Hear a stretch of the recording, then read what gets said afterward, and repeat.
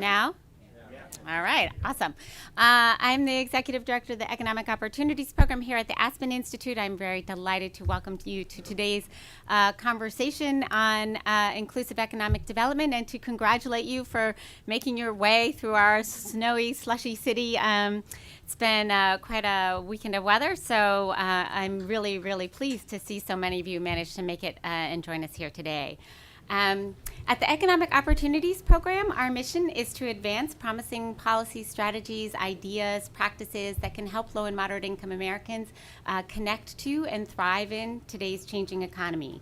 In 2013, we launched the Working in America series to bring a diverse set of voices together to discuss the changing nature of work, specific issues that are impeding success among working Americans, and ideas for opening economic opportunity more broadly. All of our previous sessions are available. If you're new to us here, that you can see previous sessions on our website, as.pn/workinginamerica. I also invite you to tweet, and we use the hashtag #TalkGoodJobs, but please do silence your phones. I also want to thank in particular the Ford Foundation, the Charles Stewart Mott Foundation, the Walmart Foundation, and the Cerdna Foundation, who are the supporters of our Working in America series. And I particularly want to recognize our friends from the Cerdna Foundation who are here with us today, and I believe somebody from the Ford Foundation is also joining us. Cerdna Foundation and Ford have been leading investors in the practice of inclusive economic development, and so we're really grateful to them for their work on this particular subject. I also want to give a shout out to our colleagues in the Community Strategies Group, who are our thought partners in managing this event. There's more materials about them and from some of our speakers out on our materials table. If you didn't get a chance to see the materials table on your way in, please do take a look on your way out. The changing nature of work in America has indeed created many challenges for working Americans. If we're following the economic news, we hear reports about job creation, right? The job numbers, we've been growing jobs for the past few years now, but unfortunately wages have not been rising at all. We hear about changing technology requiring new demands for working people to have more skills, but unfortunately the financial burden of pursuing more education continues to grow. We read reports of business success and building wealth, but yet that wealth remains concentrated in the hands of the few. We struggle with the challenge of economic inequality, a challenge that is reflected in the many political and social divisions with which we're now grappling. There's rising concern that this inequality may be impeding the continued economic growth that we've been benefiting from. And that brings us to really the importance of today's conversation about inclusive economic development. Economic development, the practice of economic development, it typically focuses on supporting business success because business is, of course, both important job creators and important wealth creators in our communities. But since the turn of the millennium, we have seen a marked decline in the proportion of income generated by corporations that goes to wage and salaries, and an increasing share going to profits. And this has been part of the driver of what we now see in this economic inequality, this growing division between work and wealth. If our economic narrative in America about hard work and hard work paying off and being the pathway to success is to remain true, then we cannot continue to support a growing divide between work and wealth. So in today's conversation, we have a terrific set of speakers to talk about how building local, regional economies in which businesses succeed and working people succeed, in which economic success is not defined narrowly by business profits, but broadly by enhanced quality of life and community well-being. So I think this is a truly important conversation for today's economy and the context that we find ourselves in. And I want to now quickly just put names to faces of our speakers. You have more materials about them in the materials on your chair, so you can read about their very accomplished and illustrious backgrounds. But let me just quickly introduce them to you so we can begin our conversation. And so right next to me, I have Sanjay Pinto, a sociologist and fellow at the Worker Institute at Cornell and also at Rutgers School of Management and Labor Relations. Next to Sanjay is Marjorie Kelly, Executive Vice President and Senior Fellow with the Democracy Collaborative. Sitting next to Marjorie is Mayor Dwight C. Jones from Richmond, Virginia. Next to the mayor is I can't see her, Emily Kawano, co-director of the Wellspring Cooperative Corporation, and very happy to have Dorian Warren here, fellow at the Roosevelt Institute, MSNBC contributor, and board chair of Center for Community Change, to moderate today's discussion. So, Dorian, let me turn it over to you. Thank you. Great. Thank you, Maureen, and thank you to Maureen, Vicki, and the entire staff of the Economic Opportunities Program for allowing us to have this conversation. I think we're all excited to jump in and talk about what is inclusive economic growth, and particularly at this moment, as Maureen mentioned, in many ways of shifting of the debate between equity, inclusion, and growth that we've been witnessing, I think, over the last 4 or 5 years, and some of the underlying assumptions that somehow equity and inclusivity was a trade-off with growth. And we have research, whether it's from the IMF, at the national level, but especially I'm thinking of a recent book by Manuel Pastor and his colleagues that shows that regions that engage in more inclusive and equitable growth activities grew faster over time than those that were places that were much more unequal in terms of economic development. So we want to parse this morning or this afternoon, what is inclusive economic growth, and what are some real live existing practical examples and strategies of how to pursue a different way of including people and residents in particular in many of our cities and places around the country in equitable growth policies. So I want to jump right in and actually start with you, Marjorie, and ask you to talk about what the Democracy Collaborative means by the phrase building community wealth. You invented that phrase about a decade ago. There's some materials, by the way, on the resource table that go much more in depth on what this means. But you issued a report on building community wealth. Can you give us a very quick overview of what this approach is and how it engages community differently than traditional approaches to economic growth? Yeah, that's great. This is something we've been working on for, I think, a decade or more. And it's the idea that, in traditional economic development, you try to attract companies through subsidies. Here, I pause you. Can everybody hear? Can people hear me? Can we turn her mic on? Do I need to turn it on here? Oh, my little green light's There, on. that's much better. There we go. Okay. Magic happens. Thank you. Yeah, okay, so I think we all know traditional economic development. You attract big companies through subsidies, you bring in a Walmart, and so forth.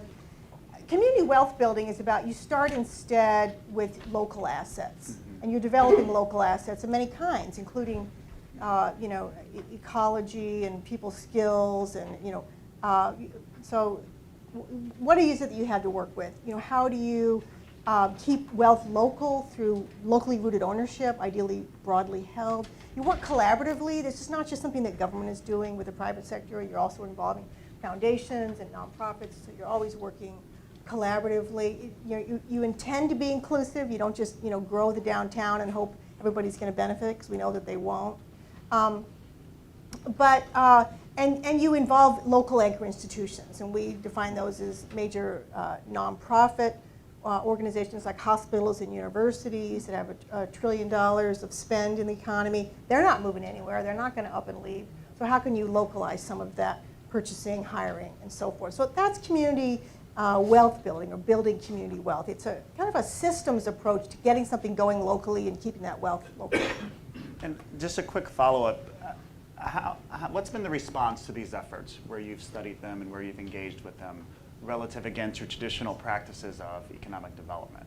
Sure.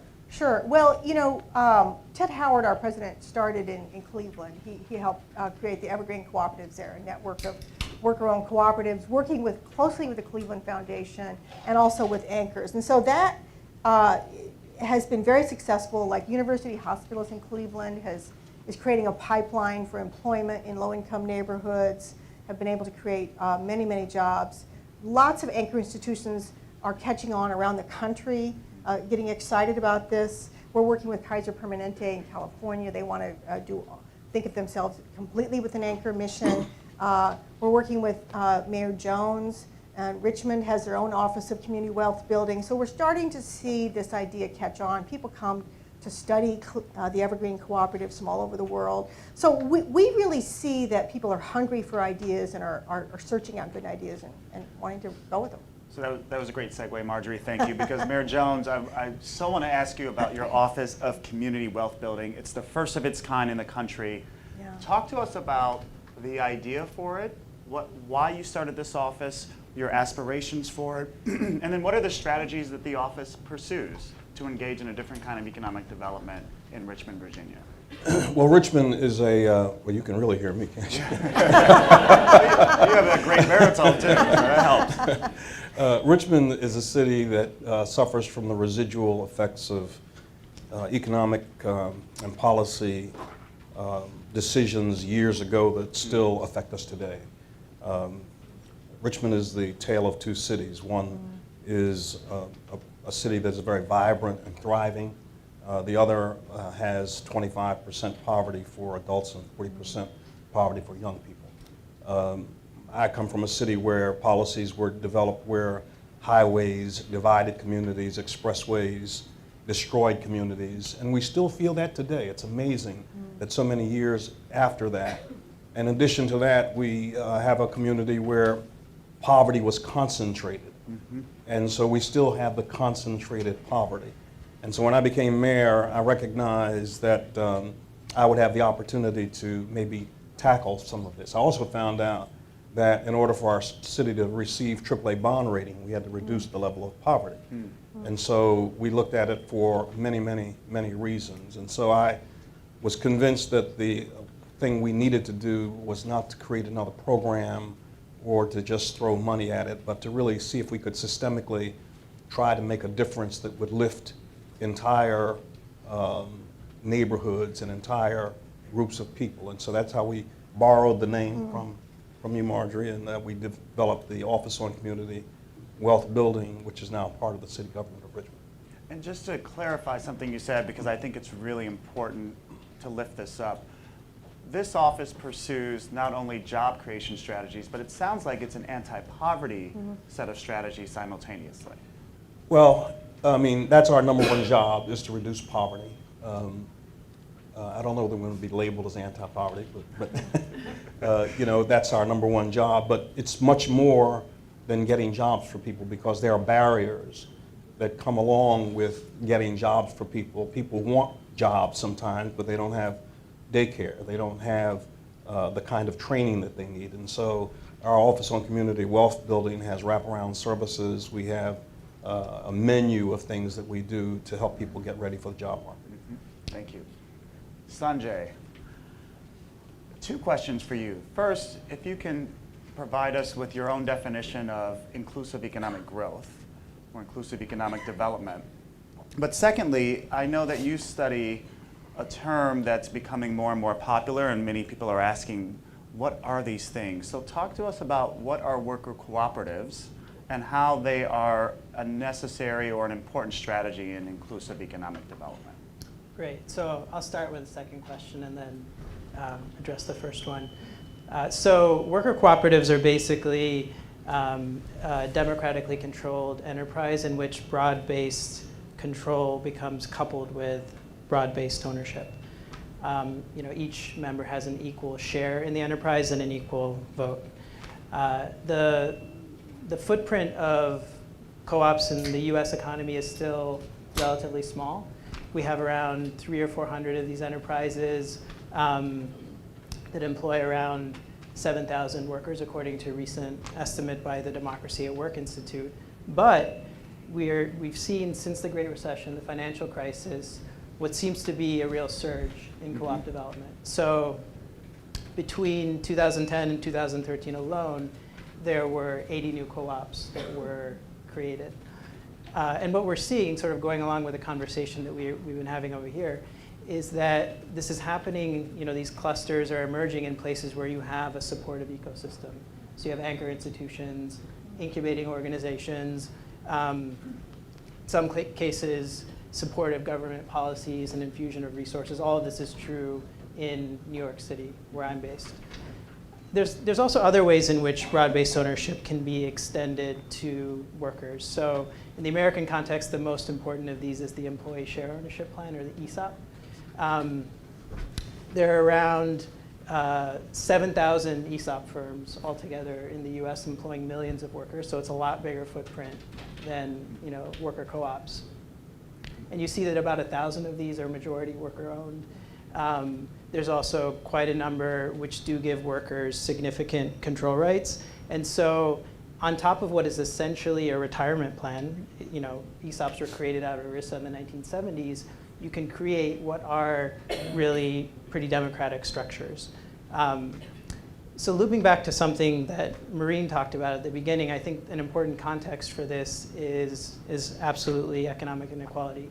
We know that wage inequality has been rising. We also know, based on recent work by Thomas Piketty, that the distribution of capital income is even more unequal. And we see evidence that broad-based worker ownership can really help to address this form of inequality. And in terms of what you were saying, your question about inclusive economic growth, I think the conversation that we're having here really challenges existing paradigms. So oftentimes we have this notion of economic elites who are kind of, engaging in policy making on behalf of the people.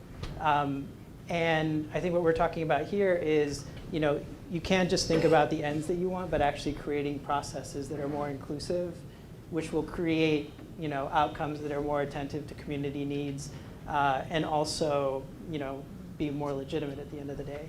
And then the other thing, from my perspective, given the research that I've been doing, I think another key point is that it's not just about democratizing the policymaking process, but actually thinking about how we can extend democracy into the economic arena, right? And fundamentally change, so if we think about firms as the basic building blocks of our economy, how can we fundamentally remake the structures of firms so that they're more democratic? Great. We'll come back to this question of democratic voice in the economic development process in a bit, but I want to get Emily in the conversation, especially on worker ownership and worker co-ops, because you co-founded the Wellspring Cooperative Corporation in 2011. It's a network of worker-owned cooperatives that work with anchor institutions, which we've mentioned already, labor and community organizations to support marginalized and disadvantaged communities.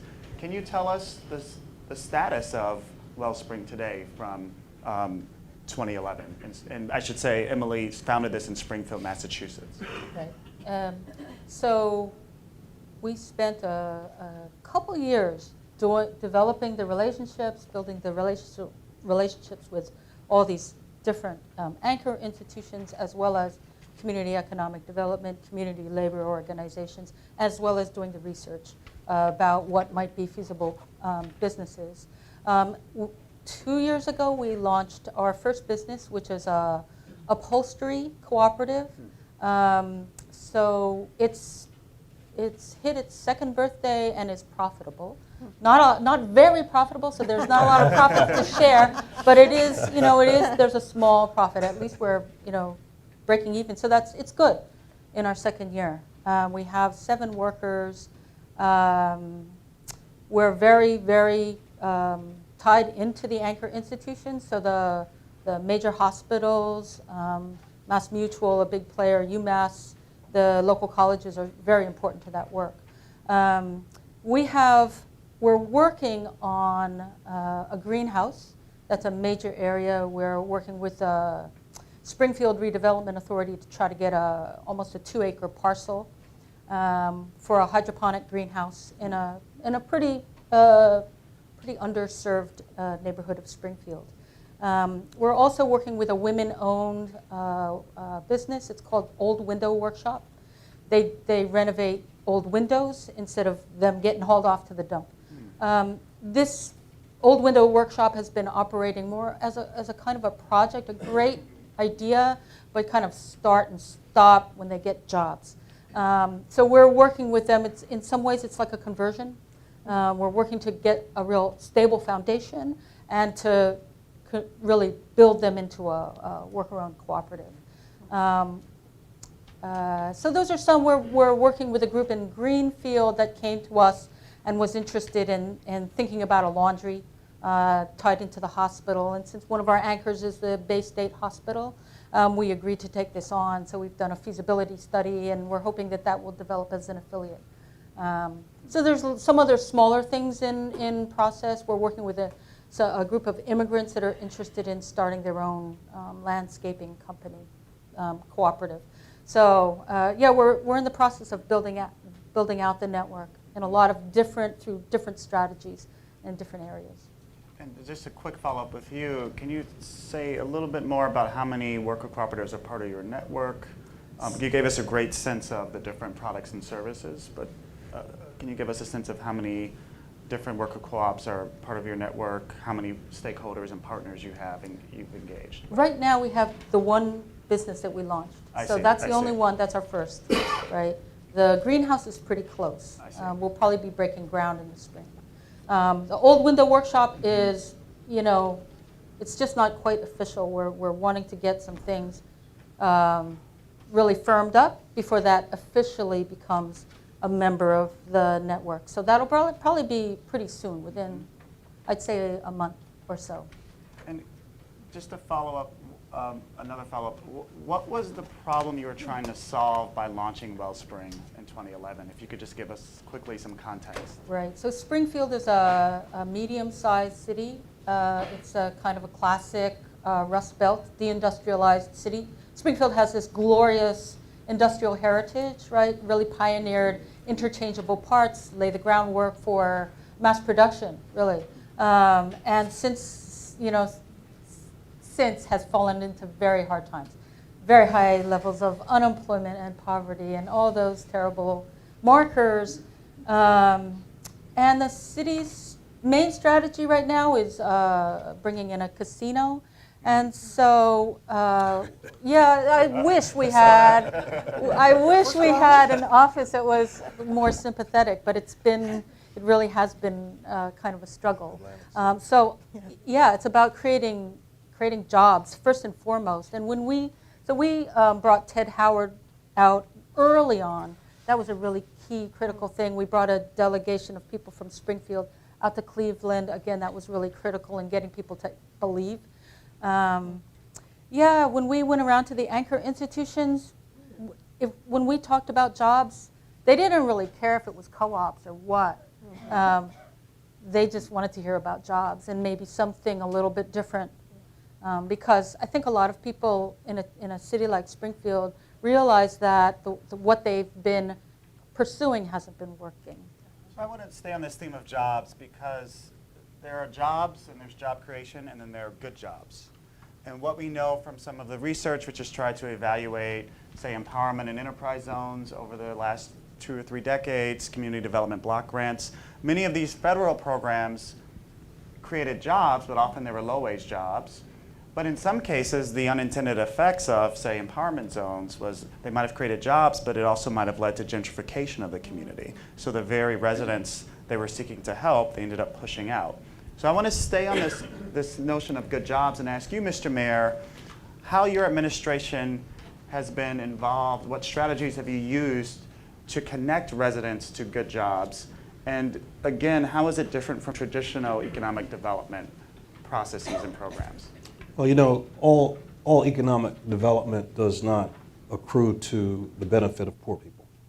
And so it's important to make sure that we try to, first of all, attract jobs that poor people can have, that pay enough that poor people or families can live on, and where they are geographically able to access the jobs. The other piece of it is that the government that brings the jobs in, or the economic development departments that bring the jobs in, have got to be proactive when they are talking to these companies who want to come into the city, and let them know what the deal is in my city. And if you're coming here, there will be diversity. If you're coming here, there will be programs to prepare people who need jobs to get jobs here. And so we want you to come, love for you to come. We just had a company come in, Stone Brewing Company, a huge micro brewery company, and they're bringing 300 jobs. And so we were able to get them to agree to train people who are in poverty for some of those jobs. Just had a job fair the other day with 1,000 people attending. So we have got to be intentional about making sure that the economic development accrues to the benefit not only of the city, but particularly to the poor community. You just mentioned job training, which is important because we've spent billions of dollars over the decades on workforce development and job training programs, many of which have not worked very well. How is this effort different? Well, you have to break down the silos in city government or in any government so that you don't have a crowd over here doing one thing, a crowd over here doing another thing. And so when we created our Office on Community Wealth Building, we consolidated all of the things that were designed to work with people who were impoverished and put them under one umbrella so that we are able to have a workforce training component that complements the entire city. And so we were able to host the World Cycling Championships this year, the first time that they were in the United States for the last 25 years. And we had welders that we had trained ourselves, welders who built some of the barriers for the cycling race. And these fellows, many of whom are felons, are now in line to get jobs that pay $25 to $50 an hour. On this theme of, Marjorie, I want to come to you on this theme of good jobs, and I want to ask you to talk to us about why traditional economic development processes, programs have not provided good jobs. They've provided some jobs, but not good jobs. And how do community wealth building approaches differ from these traditional approaches in terms of this good jobs question? Yeah, well, I think traditional economic development is often about you're counting jobs. How many jobs can we create? How many can? And of course it's a lot faster to just bring in, 1,000 sort of bad jobs than it is to grow some real good jobs locally. So I think we're captive partly to the wrong metrics. And as you said, we need to be looking at good jobs, not just any old job. But when you're developing local jobs, it takes longer, as Emily said. And you're in the black after 2 years. That's fabulous. It's longer. The metrics are lower. So I think we need some patience with that. So how does this help jobs? Well, one of the things that we looked at in our report. It's called Cities Building Community Wealth, and we looked at some of the problems with traditional economic development. Right now, for example, high tech is a really big thing. Everybody wants to attract high tech industries. Everybody wants to have their own Google or whatever. But when you look at it, you discover that those are creating very few jobs for very few people, and some of these high tech firms are hiring 3% African Americans, 2% Hispanics. I mean, it's appalling. The inclusive record of these companies. And then often, if you start a high-tech company, it's being success is it's going to go public, meaning its ownership shares trade on public markets. And then the first thing that happens then is you start squeezing wages. Maybe you outsource production overseas. So, we have this kind of mental model of what success looks like. And that model is driving us in the wrong direction. And so, as Sanjay said, this is a whole new paradigm. It's really a new paradigm. It's not just, oh great, let's start some worker co-ops. It's a different paradigm of how to organize an economy. And for example, and worker co-ops are a huge piece of it. You can't start all the companies that you need. We also think converting companies, existing companies, to worker ownership is important. For example, when you look at employee-owned companies, research shows that they pay up to 12% more in wages. Employees have 2 or 3 times the retirement savings. And so there are lots of companies, if we can keep them locally owned, convert to employee ownership, you're going to have better jobs. You're going to have more financial security. And another key piece is social enterprises. I want to put that sort of on people's mental map, too. And these are often owned by nonprofits, or they might be, kind of marginally profitable enterprises. For example, in Minneapolis, Mayor Betsy Hodges has something called a Green Deconstruction Pilot Project. She's working with a local nonprofit to hire felons. This is something you talked about, Mayor Jones. And they're, deconstructing waste and keeping it out of the waste stream and creating good jobs. So it's a partnership between cities and social enterprises. So, when you turn your lens and you say, we want to be inclusive, We want to create good jobs, and we want to be a little patient with how to do it. That's the territory that I think that we're all working here. I just want to say one thing, by the way. We feel very fortunate to have named this community wealth building, but it's emerging spontaneously lots of places. I know we have Janet Topolsky here, has been a great leader in this whole idea of building community wealth, and it gets called different things, but lots of people have been working on this for a very long time, and it's just a question of sort of naming it and seeing what's going on. And just a quick follow-up with you, Marjorie. So we have Richmond as represented here as a city. Yeah. You just mentioned Minneapolis. Are there one or two other places where you see these successful experiments working? Yeah, I'll name a couple.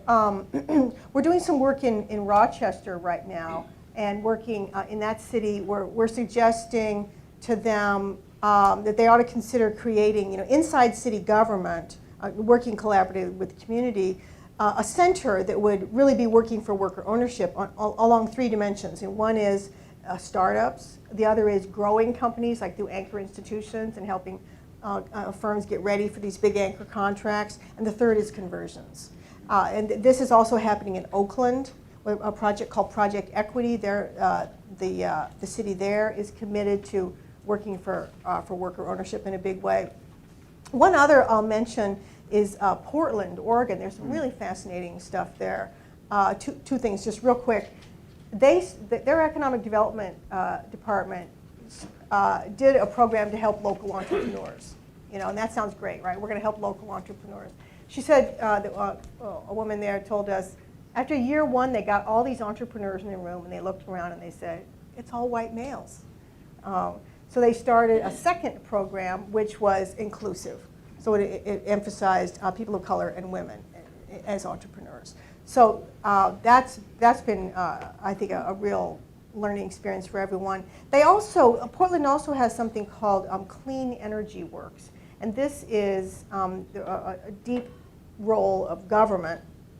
Well, they're saying we want to, green the economy and insulate homes and so forth, but there's a mandate that half of the jobs have to go to the unemployed or the disadvantaged. So while we're doing greening, we're going to also create good jobs along the way. So that's another nice model. Thank you.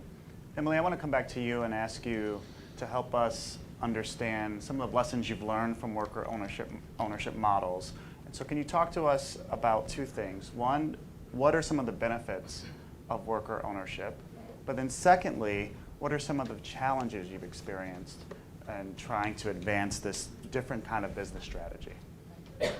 Well, first of all, in the long term, I think one of the benefits is profit sharing. But like I said, we don't really have a lot of profits to share right now. But certainly, that's a big part of it, and is about asset development.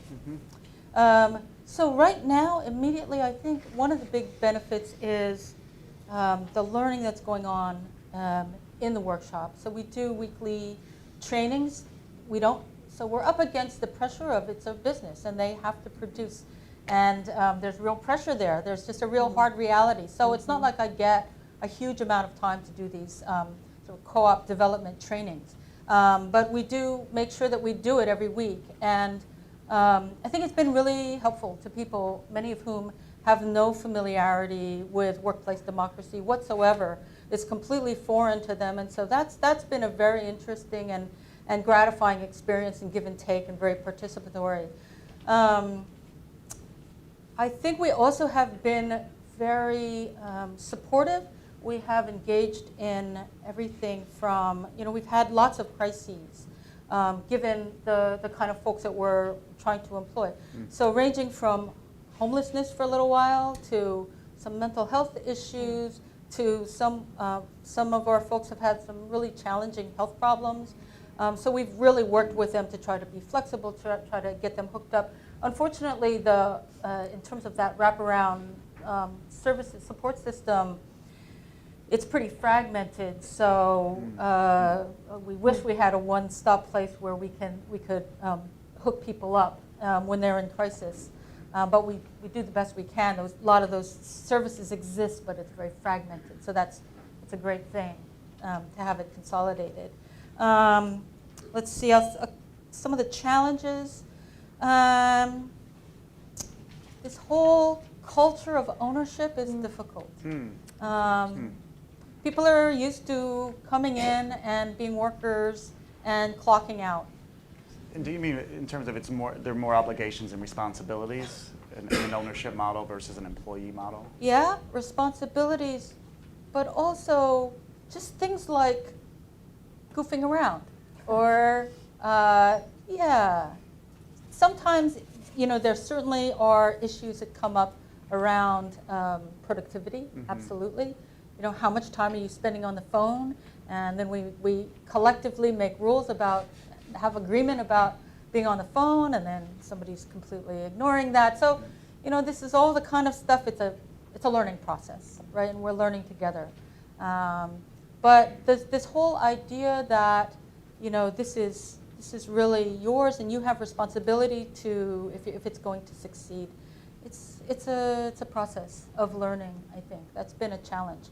The other big challenge we've had have probably just been sort of typical problems that you have in any workplace of interpersonal problems. But when there's a boss and when there's aggravation going on among workers, I think there's a way in which the boss can kind of squelch that. And workplace democracy, it's easier for that to manifest and for it to interfere with everything and create a bad environment. So we've spent time processing and trying to get to the bottom of this and that. So that interpersonal thing has been a piece of work. So you're suggesting democracy is messy? It is messy. It is messy. It is, yes. Sanjay, I'd love to get you to respond to Emily, because I know you've been researching this. Can you give us a bigger landscape picture of some of the benefits and challenges Emily's just raised? What have you been learning in the research you've done on worker-owned enterprises?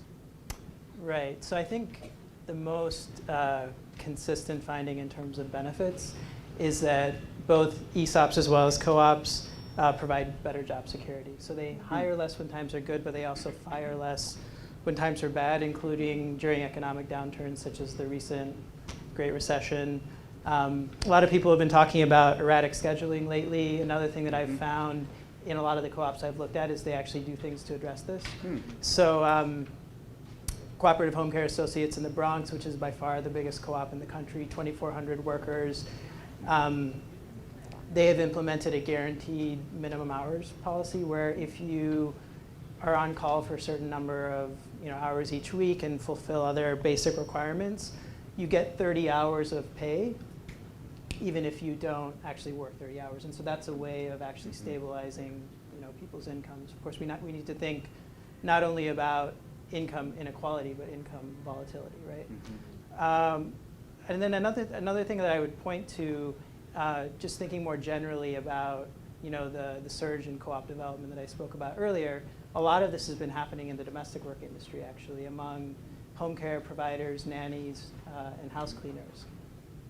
So domestic workers, they're largely immigrant women of color who face a lot of barriers to traditional employment for a range of different reasons. Because of the exclusions from the NLRA, that of course you know a lot about, and the structure of the industry, they've also had National Labor Relations Act, for those of you that don't know the alphabet soup. Right. So they've also had a really hard time forming unions historically, right? And so co-ops in these kinds of conditions, it's not a silver bullet. Domestic workers still have to contend with these very individualized relationships of power with their clients. There's all these issues that Emily raised in terms of actually learning how to run a business. There's a steep learning curve, and I think that's something that's a challenge. In a lot of cases, incubating organizations play a really important role in helping to walk new organizations through those steps. But what we've also seen is that in a number of these co-ops, they do pay above market wages. I think we still need to do a little bit more research to assess whether that's a general pattern.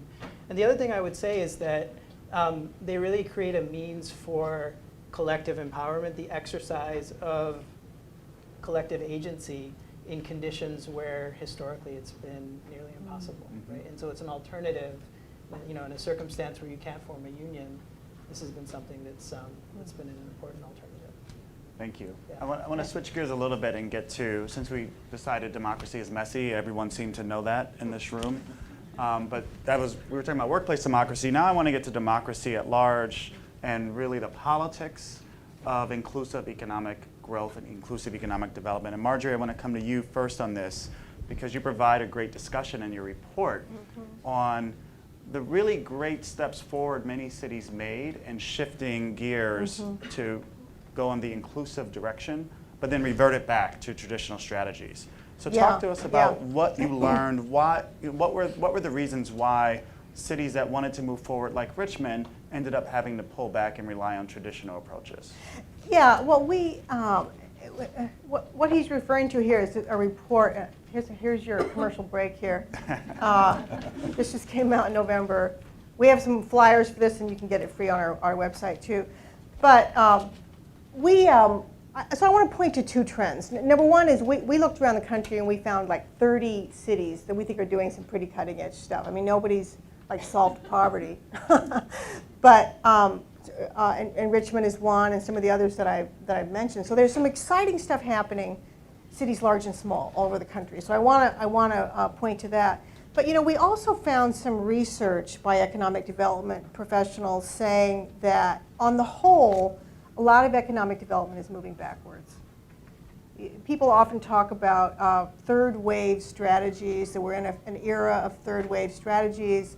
Well, the first wave is, and this is a common meme among researchers, and the first wave is about using incentives to attract. Second wave is more about supporting local businesses, and third wave tends to be more economic justice and developing local businesses and so forth. So I think a lot of people have felt there's this feeling in economic development, oh great, we're all in the third wave. Well, some researchers actually went and got some data from a large database of what cities are actually doing. And they found that in the last 10 years, particularly in the last 6 or so years since the Great Recession, a lot of communities have stepped back from what they were doing before. That support for loan funds, support for CDCs have dropped by about half. So in other words, the percentage of cities doing this kind of support has fallen by about half. Those that are fewer than a quarter were developing small businesses, which was surprising and disappointing.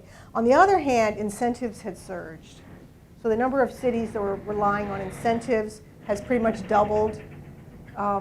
We're having some disagreement on that comment. More than 90% of cities are now using incentives. And one of the saddest facts is fewer and fewer cities are measuring the effectiveness of those incentives. They used to measure the effectiveness, and they're not anymore. And as one person says, we're going back to an era of shoot anything that flies, claim anything that falls. If you can get something going, claim it. So while there are pockets of hope and we think real seeds of something new and exciting, there's some alarming trends overall. Thank you. Mayor Jones, I also want to get to the politics question with you. And as I was listening to you and reading about what you've done in Richmond, there are these Silicon Valley words that came in my head: innovator, disruptor.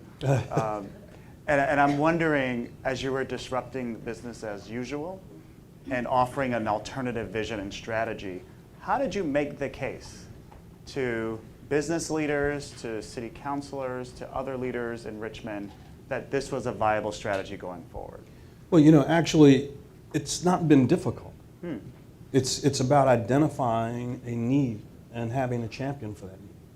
And we found that we have a very strong business community, and you've been talking to some of the leaders in our business community who always want to know what they can do to help. And we usually don't have a specific thing or an answer for them, but this is something that they can put their hands on. The biggest challenge for me in government is changing the culture of government, which is check the box, do the next thing, wait for 5 o'clock so we can get off, but really making government accountable to the people and making the transformational change that needs to happen. And I'm in my last year of office and I can't run again. So what we did was we've codified the Office on Community Wealth Building so that whoever follows me will not be able to dismantle this without a lot of trouble. And the director of the Office of Community Wealth Building reports directly to the mayor, and the next mayor will have to make 2 reports to the city on poverty reduction every year during his term, his or her term. So I mean, it's about transformational leadership. Emily, you mentioned earlier you wish Springfield had the services that Richmond did. Would you be interested in running for mayor? Your term is up. In all seriousness, I actually wanted to come to you next. I'm half serious. Can you talk to us about how you make the case to anchor institutions? You said anchor institutions were a key part of your strategy. How do you make the, particularly hospitals, I think, how did you make the case to anchor institutions that they should be a part of this alternative and a more inclusive strategy? Well, we did appeal to self-interest. We are definitely building on the evergreen model. So we learned a lot from TED about how they frame this. So in terms of supporting your local community, the hospitals, the colleges in Springfield have a real stake in seeing the surrounding neighborhoods in the city prosper, because you know, when you have students coming to your college and they're driving through really hard-hit looking neighborhoods, it's bad for them. And same for the hospitals. So there's self-interest there. They're under pressure to green their supply chain. So we're building out businesses that are as green as possible. They are nonprofits, and so they have this mission of being concerned about the community. Colleges and hospitals in particular have that kind of concern built in. So it was not hard at all to bring the anchor institutions on board. Now that being said, I think we took a very different route in that we're a medium-sized city. We don't have a big foundation like in Cleveland, where the Cleveland Foundation really took the lead. They were able to go straight to the CEO level of the hospitals and colleges and universities. Right. We had none of that. Right. So we started with who we knew at the hospital, who we knew at the colleges. We've built it like that. We've had to build a lot more on what exists, making the connections as we go. We don't have these pockets. It's been really hard scrabble. It's a kind of a different model. And that's also why a lot of what we're looking forward to building and laying the foundation for is not just based on anchor institution demand. Some of it is about conversion. Some of it is about looking for that bottom-up grassroots kernel of energy in the immigrant community or this, that, or the other. Yeah, so the last thing I'll say about anchor institutions, at the end of the day, when you're actually trying, it's one thing getting them involved in the nonprofit, right? And getting them to sign the memo of understanding, which we drafted really early on and has been very, very important. I'm a firm believer that if we hadn't drafted this MOU early on and actually talked about worker co-ops, it would have gone off on this sidetrack of, well, let's just channel purchasing to whatever businesses, local businesses. And worker co-ops, for all the reasons that have been mentioned, are really important to us. So that wasn't such a hard sell. What's a hard sell is actually doing the business, landing the job, right? We can appeal to the mission, but at the end of the day, if the price isn't right, forget it. Their purchasing people are first looking at the price, and then if all things being equal, then the mission will tip the balance. Or there's a little bit of wiggle room. They'll pay a little bit more. But yeah, you have to be competitive at the end of the day. Yeah. Sanjay, I was struck by what Emily said earlier about the challenges to worker ownership models in terms of deliberative democracy or very messy democracy. On the other hand, we know employee engagement is a key factor in the success of any enterprise, whatever its ownership structure. Can you talk to us about what we know from the research and the literature on the elements of employee engagement leading to success, particularly in worker ownership models? What's the nature of the worker engagement that's different from traditional models? Yeah, so I think one thing that's important to point out to start out with is that ownership and control don't have to go together. In many ESOP firms, they don't. But what we see is that the positive effects in terms of worker productivity and a host of other things are enhanced when the two are coupled together, right? So ownership provides an incentive to participate, and then control mechanisms kind of provide the means. And in terms of, what was the second part of the question again? Well, what do we know, just in terms of the big picture view, what do we know about the elements of worker engagement, employee engagement in a firm? What do we know about worker ownership leading to greater employee engagement versus Right. traditionally structured firms? Well, I guess, I would answer that by sort of pointing to the great diversity of forms of governance that you see in worker cooperatives. And so in a small worker cooperative, you'll in many cases have direct democracy. People sitting around a table and making decisions, sometimes by consensus or majority vote. And so that's obviously a way of increasing engagement. As co-ops grow in size, you see that there's like kind of more of a mix of direct and representative democracy. So you'll have like a board of directors, that kind of thing, which in some ways looks something like a conventional firm. You even see it sometimes as worker co-ops get really big, that they start to implement more traditional forms of bureaucratic hierarchy. They might even hire a manager, but the difference is that the ultimate sort of hierarchy of power is inverted. So the workers have ultimate hiring and firing authority rather than the other way around. And so I think what you see is that sort of depending on the size and where the co-ops are located, they really find a way to preserve democracy while at the same time doing what they really need to in order to succeed in the marketplace. A couple of other points just in terms of the business case for worker co-ops, because I think that's important. It's like, okay, they're great, participatory, but can they actually succeed as Right. businesses? Do they make profit? In this case, in 2 years, though. Right. Sometimes you just gotta wait. But I think one of the really key points is that there's this perception that worker co-ops, we don't see many of them because they just go out of business. They're inefficient. But actually, research by an economist, Eric Olson at UMKC, shows that that's not the case. The reason that we have such a scarcity of worker co-ops is because few of them are started up in the first place. And that gets back to issues of raising the necessary capital, which is very much related to like community banks, and kind of a larger ecosystem. And so I think that's another important thing to keep in mind. Just like, Thank you. So this is the lightning round portion of the program. I'm going to ask 2 questions, and we'll get some quick responses. And then we're going to open it up for Q&A with all of you in our physical audience, not, unfortunately, those viewing. Although you could probably tweet, right, Maureen? You can tweet a question. Use hashtag #TalkGoodJobs. So if you want to ask a question and you're watching online. So lightning round question number 1. And this is a big picture question for all of you.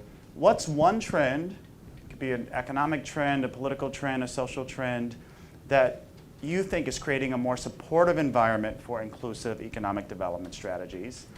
And one trend that may threaten the development or expansion of these strategies. So what's one big picture trend you see supportive and supporting these alternative and more inclusive strategies? And then what's one trend you think is threatening these strategies?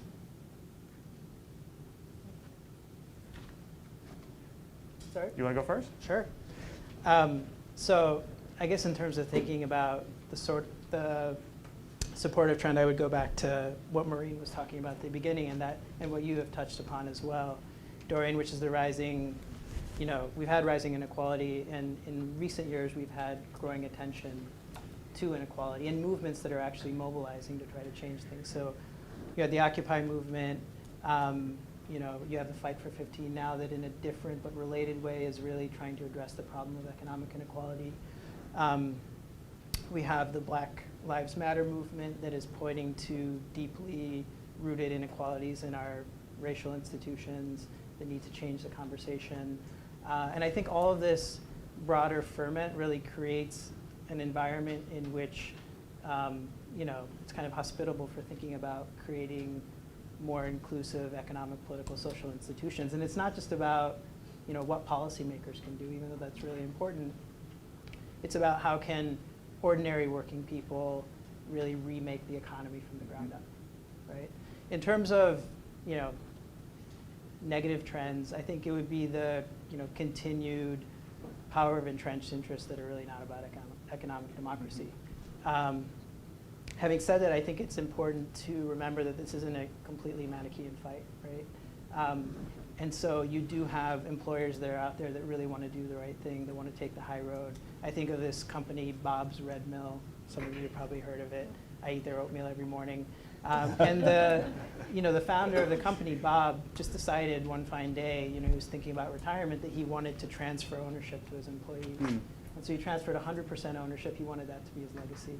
And so I think it's also about building bridges. Great. And let's come down this way. Yeah, sure. Okay, so what's a big picture trend? Right now, there is a massive wave of baby boom entrepreneur retirements hitting. It's hitting now. It'll be hitting for the next 15, 20 years or so. It's being called a multi-trillion-dollar opportunity. I mean, no business lasts forever, right? So you either pass it on to your children, or you sell it, or you close it. Only 1 in 7 want to pass it on to their children. And so there's all these businesses. Are they going to close? Are they going to be sold to private equity? Could they be converted to employee ownership? We see a huge, huge opportunity here. So that I think is supportive. What do I think is threatening? Nobody knows about employee ownership. Even impact investors don't talk about it. At the government, people are not talking about it. It's invisible. Somehow it manages to remain invisible. And what are happening to a lot of these firms? We're starting to see being sold to private equity. I talked to a friend last week in Minneapolis whose firm was just sold to private equity, and I laughed. I said, well, so what happened? And I knew what had happened. And it was right. They had laid off a couple hundred people. She's now doing 2 jobs. She used to do 1, now she's doing 2. And this is what happens, and so, and believe me, private equity has plenty of money. Everybody knows what it is. Everybody knows how it works.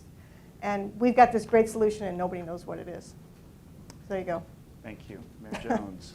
Yeah, from a local government perspective, I mean, I think that the trend is good for us because our city is so resurgent. We're really becoming a city that is being noticed all over the world. And so I think that people are recognizing that in order for us to walk into our destiny, we're going to have to do something about poverty. And I think that that spirit is contagious because we have individuals who are beginning to do some things. We talked a lot about co-ops today, but I'm talking about some programmatic things. One guy has started a cycling corps with young people who live in public housing, and he's using that as an entree to get these young people interested in having a better life, and many things are going on like that. Also, I think that there's a spirit of entrepreneurism that is rising up in the minority community. My age group, we were about getting a job. Now, people in the minority community are talking about starting their own businesses. And I think that's extremely positive, and I think that that's going to accrue to benefit erasing poverty in our communities. And of course, I think that for all of us, from what I've heard, that the problem is entrenchment. People who don't want to go forward, who think change is a dirty word. Thank you. Emily. I'm going to put on a different hat and talk about solidarity economy. So just out of curiosity, how many people have heard of solidarity economy? Very few. Okay, so it really is about changing the whole paradigm. But it's not about throwing out a theoretical blueprint and then try to get people to conform. It's more about theory following practice. So looking at the ground, seeing what's out there, co-ops, community land trusts, CSAs, social currency. There are examples of things being done, economic activities being done in a different way right? That's more equitable, that's solidaristic, that's democratic, that's concerned with community and environment, right? In every sector of the economy, these things are going on there. So worker co-ops are really like an important spine. But there's lots of other examples. It's all invisible. It's all invisible. But I just want to mention what's going on a national and international level. So I'm the coordinator of the National Solidarity Economy Network. We're hooked into an international network. And just to give you an example, so the United Nations now has a task force on social solidarity economy. The ILO, the International Labor Organization, runs an annual solidarity economy academy. There are countries that have integrated solidarity economy into their constitution, so Bolivia and Ecuador. There are other countries that have passed framework national legislation platforms that requires the government, so not just cities, but the whole government apparatus to create a supportive environment for the social solidarity economy. So this is a growing global trend, and it really builds on real world practice. It's very humble. It's saying we don't have all the answers, but we're trying to take these pieces that exist that are invisible and pull them together to really create paradigm shift and system change. 30 seconds or less. For those of us, this is a group of transformational leaders up here in terms of thinking and doing the work of inclusive economic development. For those of us that are not, the rest of us, what's one takeaway that you could provide in terms of how we can support this effort at whether it's solidarity economies, inclusive economic development? What advice would you give us, and how can we become more engaged in the work that all of you are doing? So let's start here and go that way. So I don't know if there are any X-File fans out there, but I want to believe, and I would encourage people. You're right, you have to believe, right? You do, right? Because one of the things we face is that old Tina syndrome, right? There is no alternative. And so then you're stuck in the kind of, so it is a mind shift, and to take that from what you believe is possible, right? That we really can build something better than what we have. And then there's a million things from there that can be done. For you millennials, the X-Files is a show from, I think, the 90s. Apparently there's a reboot that just aired on a network recently. Mayor Jones. Yeah, I think that it can be done. It's possible, and that all of us can make a difference. We've set a goal to reduce poverty and enrichment by 40% in the next 15 years. And we're working hard on making that happen. And so, every day is another day. It took a long time to get us where we are in this hole. It'll take us a little while to get out of it, but I think it can be done. I know it can be done. And how can we join that effort? Well, I think that it needs to become a part of the narrative in local communities. And I know that we've been talking about cooperatives, but I think that in terms of politics and government, in terms of people who want to lead you, in terms of what their agenda is for the reduction of poverty. And we need to kind of make that a part of the conversation. And we have the power. We talked about it in the green room, that it's not necessarily happening on the national or the state level, but it certainly can happen on the local level. Yes. And I was in the General Assembly of Virginia for 15 years, and I left legislation because I wanted to be an executive where I could get things done. And so people who have that executive authority need to be held to accountability to make sure that they do the right thing. Thank you.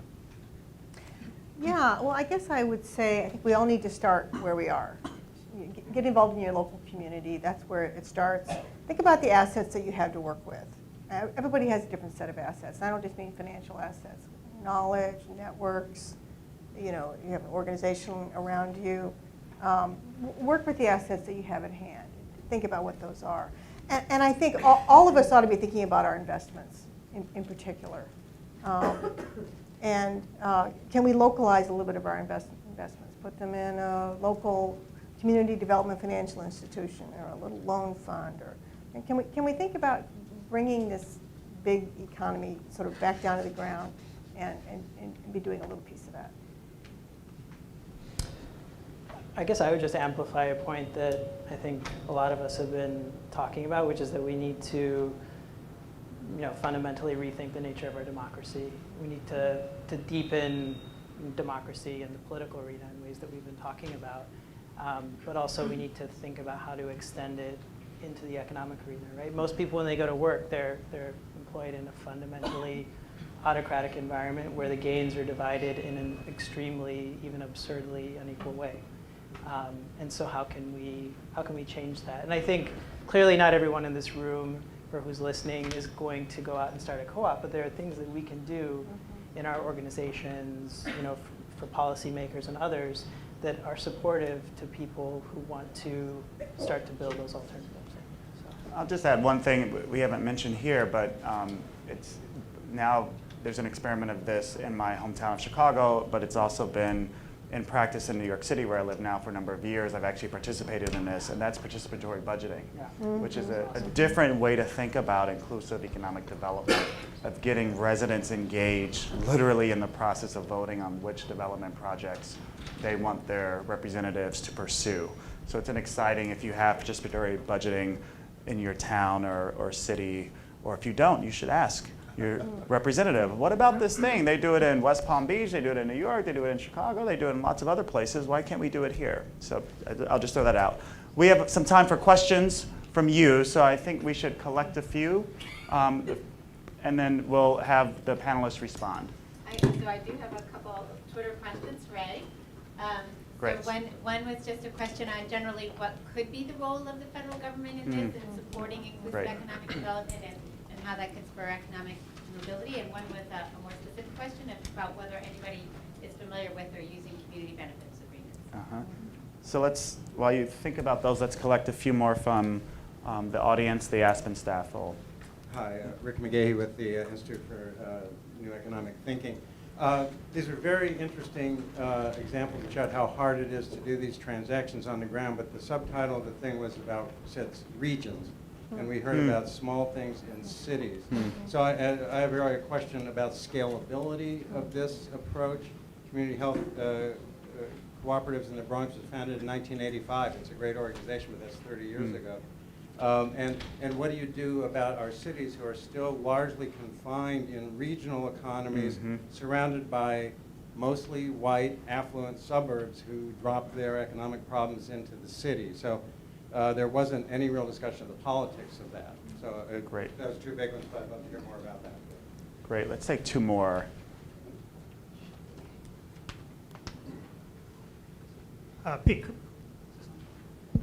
Pete Carlson with Regional Growth Strategies here in DC.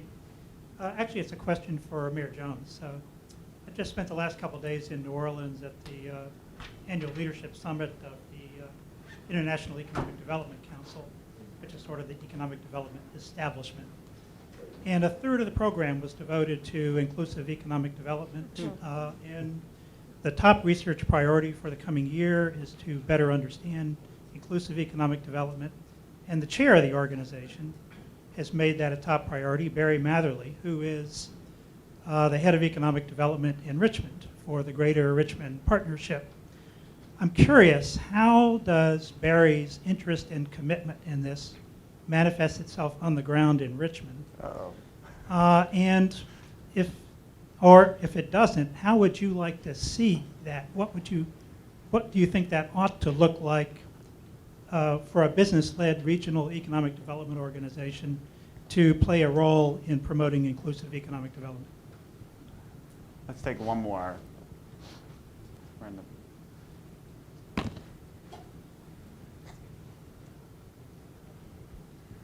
Hello, my name is Kayla Bamberger. I'm with Naomi Klein's This Changes Everything project. I have sort of a more overarching question, which is I'm hearing if equity and inclusivity can be not versus growth, but in tandem with growth. And my question is sort of, can we have economic development without growth? Is there room for a non-growth development model that takes into account the sort of finite world we live in terms of the resources we have to put into this concept of development? Great, thank you. So let me just go through what I think I heard. So there's a question about the federal government's role in these strategies. There's the question, the scale question, as well as the region question. So the scale question in terms of worker ownership, worker-owned enterprises, as well as how do all of these strategies fit within a broader regional context. There's a question about community benefit agreements, which are essentially private agreements between developers, usually community organizations, sometimes unions, around more equitable development, so CBAs. There's a Richmond-specific question, and then the final question is about non-growth strategies. We might add to that sustainable growth strategies in terms of thinking about the limits of growth and a sustainable planet. So any of those you want to take on, feel free. And Mayor Jones, if you wanted to start with the very specific question, and then you can answer any of the other ones as well. Yeah, I think that what we're doing on the local level is very grassroots, and I didn't get a chance to talk about all of the things that we're doing with people that relate to education, early childhood education, middle school, out of time, school time, college grants, making sure these kids go to college if they stay the course during school. We haven't talked about transportation. We're starting BRT, a bus rapid transit system in Richmond. We have one of the worst transportation systems in the country, but we're working on that because if they can't get to the jobs, it doesn't matter. So we're kind of grassroots, where GRP, the Greater Richmond Partnership, is more of a traditional economic development. Let's go get the company to come here. And there are notches on their belt if they can achieve that. They're not really that concerned about what they do when they get there. They just want to be able to say, you know, we got this company for you, so pay your dues. You know, so we've got to acculturate them. They've got a learning curve that once we are able to do some of the things we're doing, we'll take that on. But that's not really my big deal right now.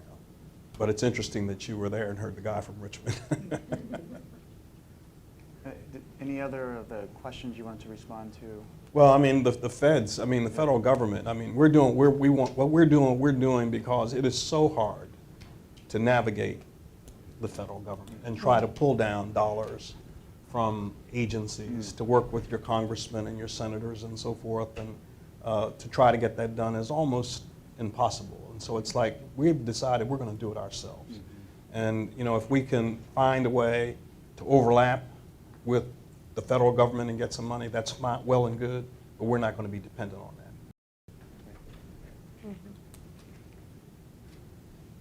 Sure. So scalability question. And I think we need you to use that microphone. Yep. So the scalability question is obviously a huge one. There are basically, as I see it, 3 pathways to scale. So you can start new co-ops. You can grow an existing one, like CHCA started small and then became really big.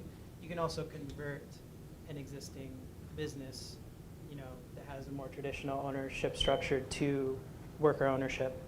And the challenges of growing a business to the size of CHCA are significant. And so ESOP firms are almost always formed through conversions, and there's now a growing conversation in the co-op community about conversions, basically using, you know, you have the platform of an existing firm that's already successful. How can you, create a co-op out of that? Of course, the problem there is. Co-ops aren't ESOP necessarily. What's that? I mean, co-ops and ESOPs aren't the same. No. ESOPs are retirement plans. Yes, but built on top of an ESOP, you can develop a co-op-like structure. But the challenge, of course, is, with conversion is, you might have an existing owner who is interested in doing an ESOP conversion, but not really giving up control rights. There's a smaller number of owners who are actually going to have economic democracy in mind. So that's one of the challenges. In terms of the role that the federal government can play, one of the things that's been really effective at the state level is employee ownership centers that basically educate people about employee ownership, provide hands-on assistance in various aspects of developing, a worker-owned business. As Marjorie said, one of the big problems is people just don't know that this is even a possibility. And so I think one of the things that the federal government could potentially do is to create some kind of an organization at the national level that perhaps supports some of the development of like state and local level institutions that do this kind of work. Do I need to use this, or? No, I think Oh, it's that's just- for some. Okay, yeah. okay, great. It's a special microphone for some. All right. I want one. Yeah, I'll say a few things I think the federal government could do, since we are right here in Washington, D.C., and maybe they're listening. It's open again, right? Yeah, that's right. I heard the streets are cleared around the White House. 3 hours late. Local investing, enabling local investing. I mean, the SEC is preparing guidelines now to make this more expansive. I think that needs continuing attention, but I think we could see an explosion of local investing, particularly with the markets as rocky as they are. It might be very welcome for all of us. Supporting CDFIs, they already do that. First President Clinton supported that, and I think we want to see an expansion of that. It's a critical role of the federal government. I think employee ownership, I think there is a role for the federal government in funding. I think it's pretty simple. And there have been some proposals floated at the federal level on that. With CRA, the Community Reinvestment Act, which requires banks to support their local communities, I think we need to see the evolution of CRA, maybe broader requirements, extend it to mutual funds and to other players and not just banks. And I'll say a final thing, and that is with this whole idea of incentives and cities poaching from each other jobs. I've been told by Greg Leroy that one of the things that the federal government could do with virtually the stroke of a pen is they could say, you don't get your community development block grant if you're poaching jobs from other cities. Period, end of story. This could end at the stroke of a pen. So that's one thing that could happen. Yeah, let's see. So community benefits, I'll say that the Bay State, which is one of the largest employers and one of our partners, they were able to leverage community benefit money that they were obliged to use. So they channeled some of that our way a couple times. And there was a lot of interest from other hospitals in using these kind of models as a way to channel their community benefits money. In terms of that regional and scalability question, I'll say that in our area in Western Mass, the difference in regions, right? So there's the Upper Valley and there's the Lower Valley, and the Upper Valley is separated by what we sometimes call the tofu curtain. It's the Holyoke Mountain Range. The Upper Valley is where the 5 colleges are, and it is co-op rich. It is one of the, probably for such a small area, it's probably got one of the greatest densities of worker co-ops in the country. And then below the tofu curtain, there's none. So we're the first. So we're trying to bring that that model down below, right into the urban areas, into the areas that are really hard hit. It's kind of a struggle, and it's a process of building those relationships with the Upper Valley. One of the things that we're doing, I mentioned we're working with Greenfield, which is at the very, very top end of the Upper Valley. And through Bay State, which has a hospital up there, right, they're supporting, they put up money to look into a hospital that might well be part of the Wellspring Network. So that's interesting, right? It's an interesting thought about how to scale up and how to regionalize. So we're really developing that analysis. Yeah, looking for those opportunities. So I do want to get you all to respond. Since you mentioned tofu curtain, there is the sustainability question and the growth question, right? Can you have, I think the question is, can you have development without growth, which is also part of the bigger sustainability conversation. So maybe tofu is one way. I don't know how sustainable a crop it is, frankly, but Depends if it's can GMO or you respond to that question in terms of sustainability of all of your strategies? And then we'll have Maureen come up and close us out. Anyway, You want us each, or I'd be happy to throw something out. why don't you Sounds like a go for it? sociologist question. Yeah, okay. Yeah, I want to thank you for that question. I'm a huge fan of Naomi Klein's book. If you haven't read it, you should. It's called This Changes Everything. It's a fabulous book, how all the problems we have are designed into the system as we have. It's delivering the exact outcomes it's designed to deliver. And so how do we, yeah, how does any of this relate to sustainability? I mean, it's something I think about a lot, and I think the first thing is that corporations and capital markets, as we have them now, I think can help in a rapid transition to a green economy. They're not going away anytime soon. So I think that can actually be helpful. But I think over the long term, we are building toward a completely different kind of economy. Either we're building toward it or we're going to fall into it. But we do know, I think beyond a doubt, that 50 years from now, we're going to be in a very different economy. It's not going to be rapid growth. It's not going to be a few people getting richer and richer and richer. We're not going to see the Dow at 1,000, 3 times, a million times it is now. I mean, this game is not going to go on forever. And so when we do transition, what does a new kind of economy look like? Well, it has to be an economy that's not dependent on growth. And I'll tell you, what's dependent on growth more than anything is the stock market. I mean, if you follow it at all, if a CEO, back in the days, I used to interview CEOs and talk about what they're doing. And I remember a CEO telling me one day, he said, if I miss my earnings projections by a penny or two, he said, my stock doesn't fall a couple of percent. It can fall 50% in a day. And so it's the relentless taskmaster is this market that has to go up all the time. And once that is somehow tamed by a mechanism we probably don't want to think about very much, once that is tamed a little bit and you can begin to develop a different kind of economy, I think it's not going to be as dependent on growth. I mean, if you have an employee-owned firm is this odd animal. It can reach a nice high level and stay there. It can reach nice high profits and stay there. They don't have to go up quarter after quarter after quarter. That's a kind of a fantasy that we're trapped in now. But we can't stay trapped in it forever because it just won't work. And so I think that a broadly owned, locally owned economy is actually more suited to a post-growth world. And so we're kind of building that over the long term. Meanwhile, the world we're in is going to be kind of falling apart in its own way, hopefully transitioning rapidly to green at the same time. And we don't know exactly how all that's going to happen, but I have been kind of a student of systems thinking. If some of you think about this question a lot, systems thinking comes out of physics. And one of the things that systems thinking tells us is that you can living systems can transition to a new state quite suddenly. In fact, that is how they transition. It's not this gradual thing. It's a sudden kind of break in a new form of organization appears.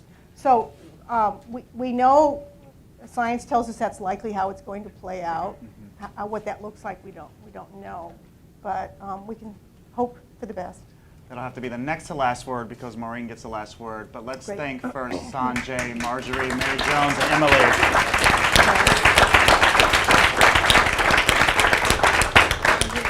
wanted to thank them all. I think this has been a great discussion. I want to thank you all for being here and your participation. And I want you to encourage you to all come back. We will be back here March 15th talking with Heather Boucher about her book, Finding Time. So please do join us then. And again, thank you for coming. And thanks to our panel.